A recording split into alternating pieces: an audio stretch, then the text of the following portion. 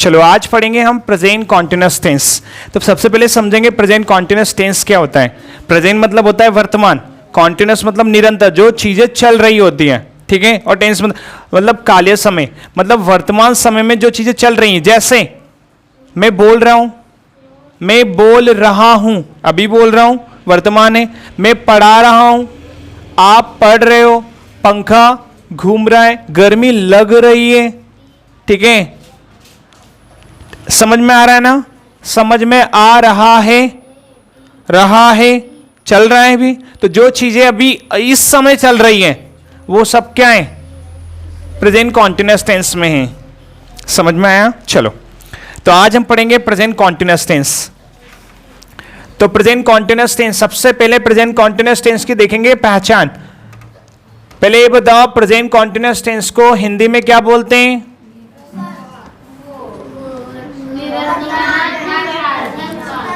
निरंतर वर्तमान।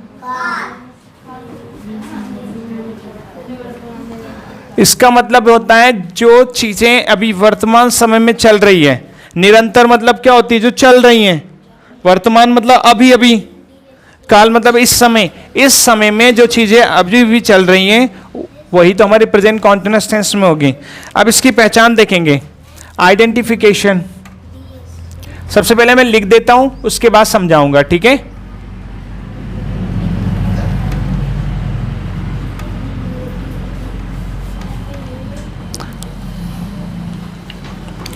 मेरे साथ बोलते भी जाना। प्रेजेंट कॉन्टिन्यूअस टेंस की पहचान होती है कि जिस वाक्य के अंत में, जिस वाक्य के अंत में, अरे हमसे रहा है, रही है, रहा है, रही है, रहे हैं, रहा हूं, रही हूं, रहे हो, आता है, तो उसे प्रेजेंट कॉन्टिन्यूअस टेंस में लेते हैं, ठीक है। पहचान क्या, जिस वाक्य के अंत में रहा है, रही है, रहे हैं, रहा हूं, रही हूं, रहे हो आता है, उसे हम प्रेजेंट कॉन्टिन्यूअस टेंस में लेते हैं। इसके एक दो एग्जांपल देख लो। हम पढ़ रहे हैं, मैं पढ़ा रहा हूं, आप पढ़ रहे हैं, वहां बोल रही है। तो देखो ये हमारे वाक्य हैं। हेलो दिव्यांश, कमर सीधी, पूरा हमारा ध्यान बोर्ड पर। नहीं समझ में आएगा मैं आपको एक नहीं, दो नहीं, 5 बार समझा दूंगा, पर आप जब तक ध्यान नहीं रखेंगे नोबडी कैन टीच यू, कोई भी आपको पढ़ा नहीं सकता। तो फोकस यही रखो। हमने बोला है कि जिस वाक्य के अंत में, वाक्य कोई सा भी हो, ये हमारा वाक्य, ये पूरा वाक्य, ये एक वाक्य, ये भी वाक्य और ये भी वाक्य। हमने बोला किसी वाक्य के अंत में या जिस भी वाक्य के अंत में, अब वाक्य का अंत और शुरुआत क्या होती है, ये हमारा पूरा वाक्य है, ये वाक्य की शुरुआत होती है। किसी भी चीज की एक शुरुआत होती है। मान लो ये मार्कर है, इस मार्कर का शुरुआती भाग ये है, शुरू का भाग, ये हम बोलते हैं इसका अंत का भाग, ठीक है। ये हमारा सेंटेंस है, वाक्य, अमन है। तो इसका शुरू वाला भाग क्या है, हम, और अंत वाला भाग क्या है।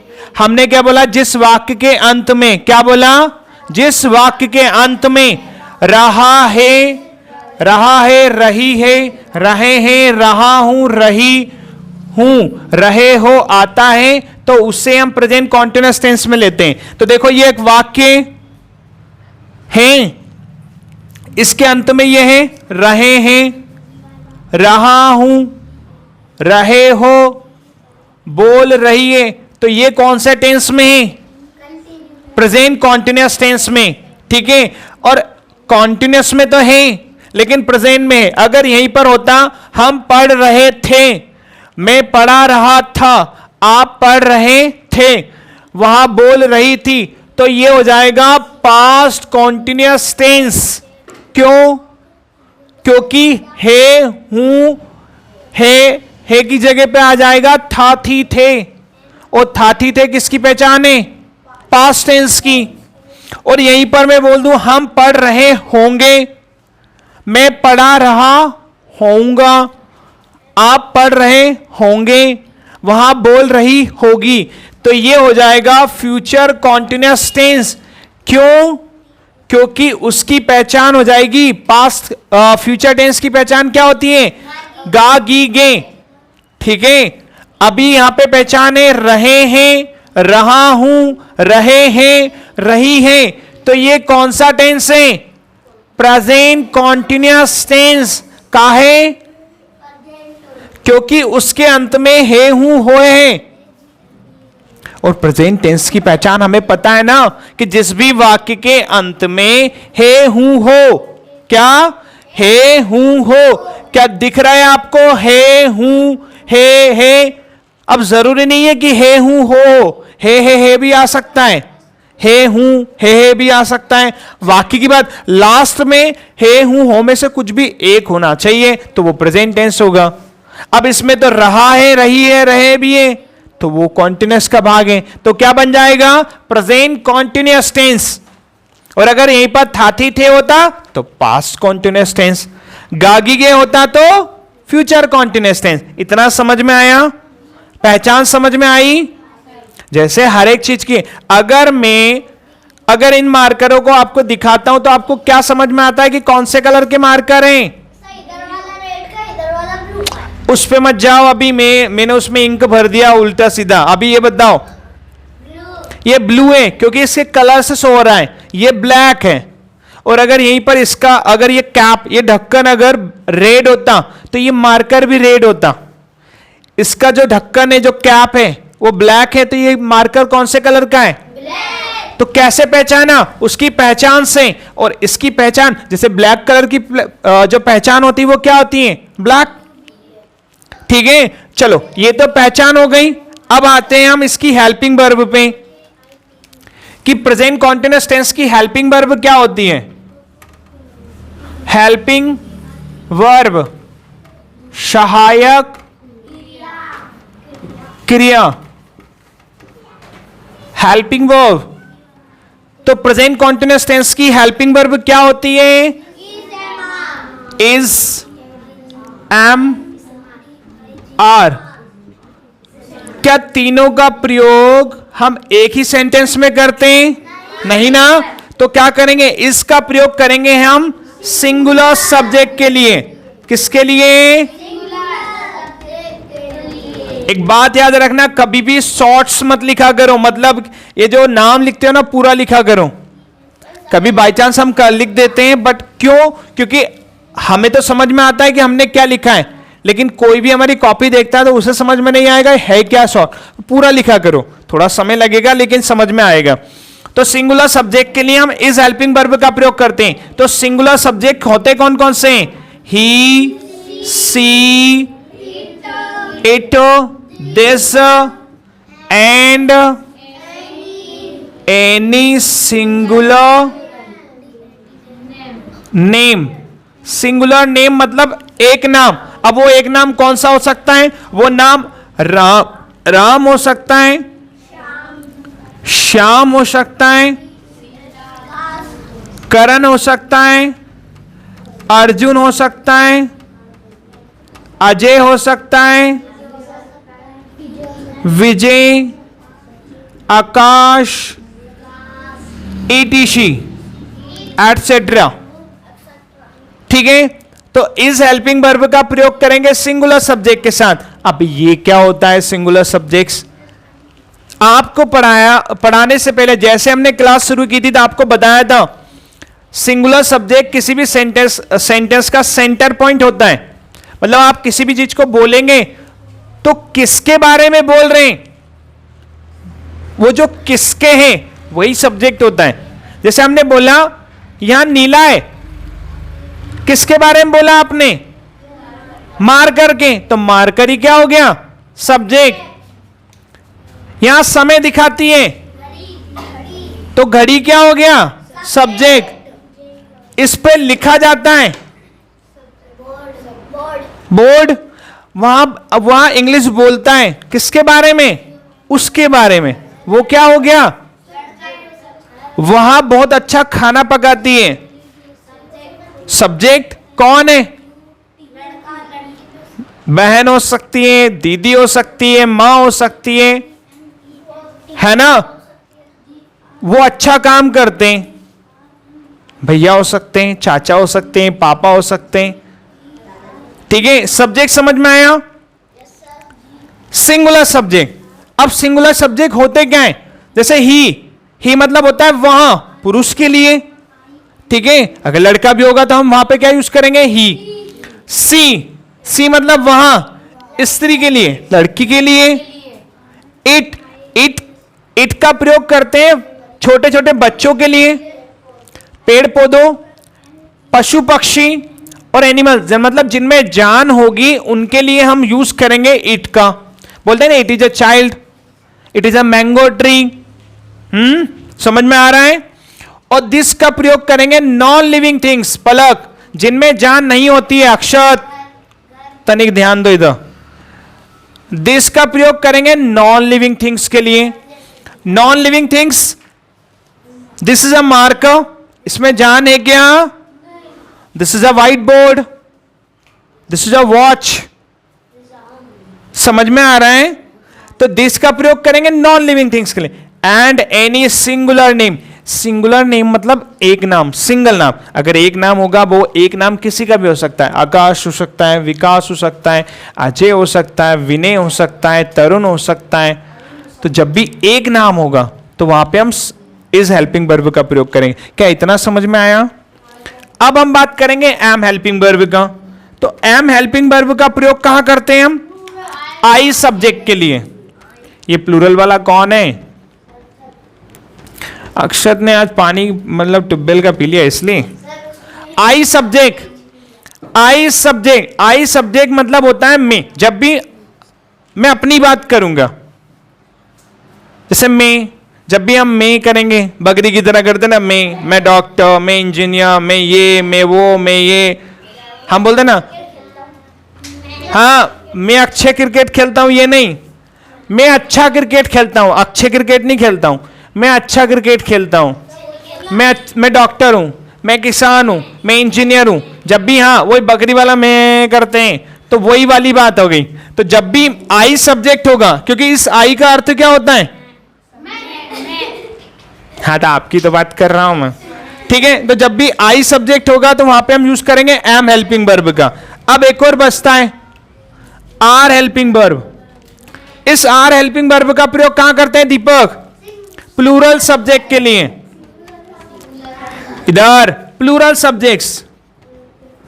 अब ये प्लूरल सब्जेक्ट्स क्या होता है, कौन से होते हैं? तो प्लूरल सब्जेक्ट हमारे होते हैं I, we, you, they and any plural name. Plural name मतलब एक से ज्यादा नाम। जैसे हमने बोला Akash and Arun,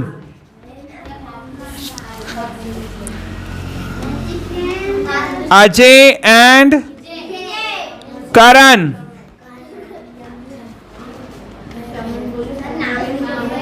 Nayan and Mayank, ETC। Same, हर बार सेम मत यूज करा करो, चेंज करो। प्लूरल सब्जेक्ट्स, प्लूरल सब्जेक्ट्स मतलब प्लूरल सब्जेक्ट्स, पर कौन से आई। सर अभी थोड़ी देर पहले आपने बोला कि आई सब्जेक्ट का प्रयोग हम एम के साथ करते हैं, तो यहां आई के साथ आर का कैसे करेंगे? सही बात है, यहां पे हम आई के साथ आर का नहीं करेंगे। लेकिन ये जो आई होता है ये बड़ा चतुर है, ये इनके भेले भी खा लेता है और इसके भी।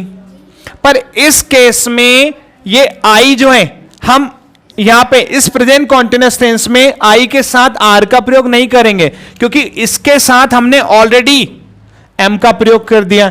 लेकिन जो आई होता है वो प्लूरल सब्जेक्ट से, दिव्यांश आई जो होता है वो प्लूरल सब्जेक्ट है।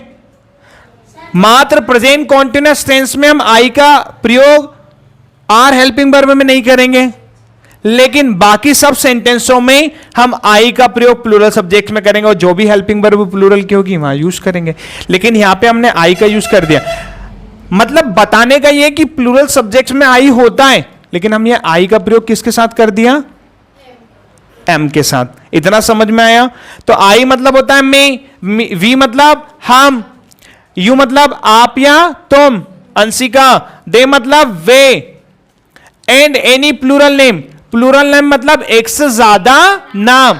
एक से ज्यादा नाम मतलब हम जब भी दो नाम लेंगे, 3, 4, 5, 6, वो सब क्या होंगे? Plural subject. क्या होंगे? Plural subject. जिसे हम बहुवचन बोलते हैं। हिंदी में जैसे सिंगुलर सब्जेक्ट मतलब होता है एक वचन, आपने हिंदी में पढ़ा होगा, संस्कृत में भी पढ़ा होगा अगर किसी ने संस्कृत पढ़ी हो तो। एक वचन, द्विवचन, बहुवचन। तो वैसे ही अगर एक वचन मतलब सिंगुलर, एक वचन मतलब एक व्यक्ति, एक पर्सन के बारे में, वहीं पर बहुवचन मतलब एक से ज्यादा, और द्विवचन मतलब होता है दो। पर इंग्लिश में दो ही होते हैं, सिंगुलर और प्लूरल। हिंदी और संस्कृत में तीन होते हैं। हिंदी और संस्कृत में तीन होते हैं। कौन कौन से तीन होते हैं? एक वचन, द्विवचन और बहुवचन संस्कृत में। हाँ, द्विवचन मतलब दो, जब दो लोगों की बात की जाएगी। एक व्यक्ति की बात या एक लोग की बात की जाए तो वो एक वचन है, दो लोगों की बात की जाए तो द्विवचन, और बहुवचन दो से ज्यादा। लेकिन इंग्लिश में एक की बात की जाए तो वो सिंगुलर सब्जेक्ट, एक से ज्यादा की बात की जाए तो क्या इतना समझ में आया? अब इसके बाद हम देखते हैं मेन वर्ब।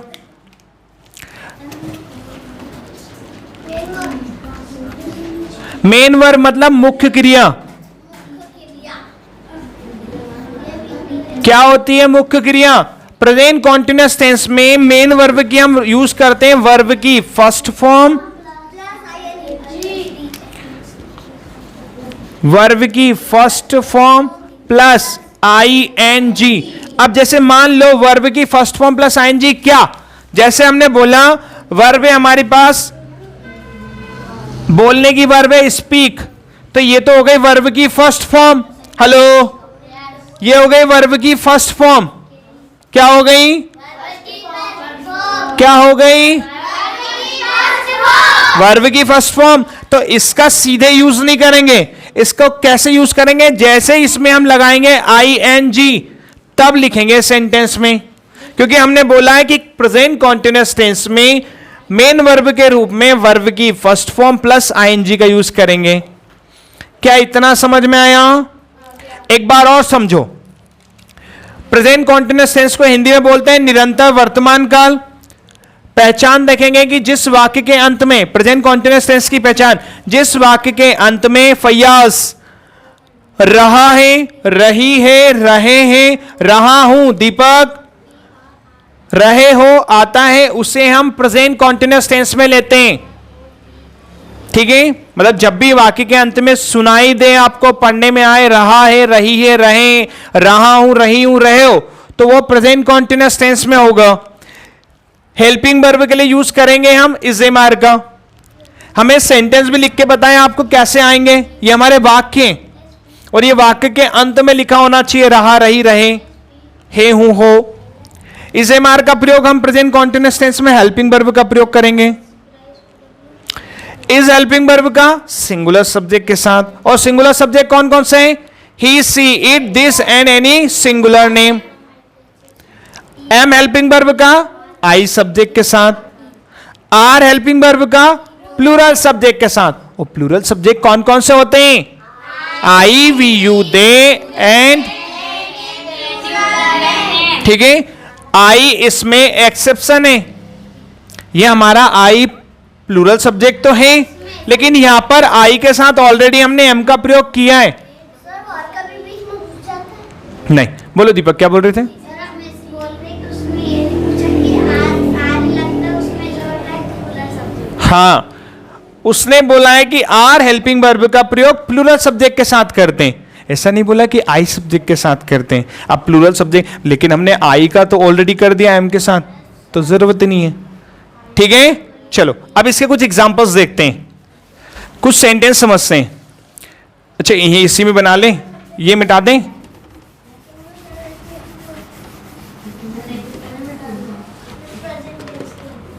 देखो कुछ सेंटेंस समझते हैं। से हमने बोला वहां, देखो आईएनजी लगाने के भी अपने 5 प्रकार के नियम हैं। वो नियम मैं बाद में बताऊंगा, पहले एग्जांपल बता देता हूं। वहां पढ़ाई कर रहा है। अच्छा बताओ कौन सा टेंस का सेंटेंस है ये? प्रेजेंट कॉन्टिन्यूअस टेंस का। कैसे पहचाना? क्योंकि इस वाक्य, ये हमारा पूरा वाक्य इसके अंत में है रहा है, और हमने अभी थोड़ी देर पहले ही बोला, देखो ये रहा है, पहचान है किसकी? प्रेजेंट कॉन्टिन्यूअस टेंस की, ठीक है। तो ये हमारा सेंटेंस किसका हो गया? प्रेजेंट कॉन्टिन्यूअस टेंस का। मोहित थोड़े ठीक ठीक से बैठो, ध्यान से। दिव्यांश बार बार बोलना पड़ेगा, देख रहे हैं? ठीक से बैठे हम। तो वहां पढ़ाई कर रहे हैं, कौन है? भैया है, दीदी है? भैया। तो क्या आएगा वहां के लिए? ही। अब ही हमारा कौन सा सब्जेक्ट है? सिंगुलर, प्लूरल की आई? सिंगुलर। तो इसके साथ हेल्पिंग वर्ब क्या आएगी? तो ही इज पढ़ाई करने की वर्ब। हमने ऐसा नहीं बोला कि वहां हिंदी पढ़ रहा है, वहां पढ़ाई कर रहा है। तो स्टडी, पढ़ाई करने की वर्ब होती है स्टडी। तो ही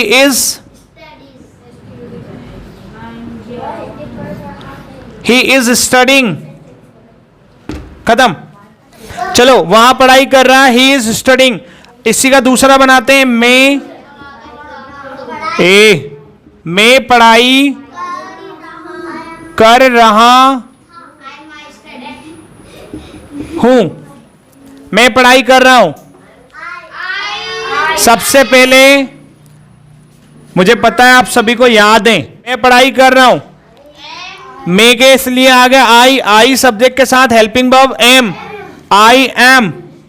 अभी पढ़ाई करने की बार बताई थी स्टडी, लेकिन हम स्टडी नहीं लिख सकते क्योंकि स्टडी वर्ब की फर्स्ट फॉर्म है ओनली। तो उसमें क्या लिखेंगे हम जोड़कर? I N G. तो आई एम स्टडिंग।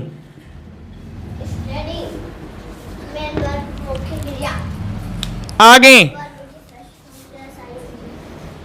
वे पढ़ाई कर रहे हैं। वे पढ़ाई कर रहे हैं। इधर वे पढ़ाई कर रहे हैं, तो वे के लिए क्या आएगा सबसे पहले? दे हमारा सिंगुलर सब्जेक्ट है, प्लूरल सब्जेक्ट है? प्लूरल। तो प्लूरल सब्जेक्ट के साथ क्या आएगी? Helping verb. दे आर पढ़ाई करने की वर्ब, तो दे आर स्टडिंग।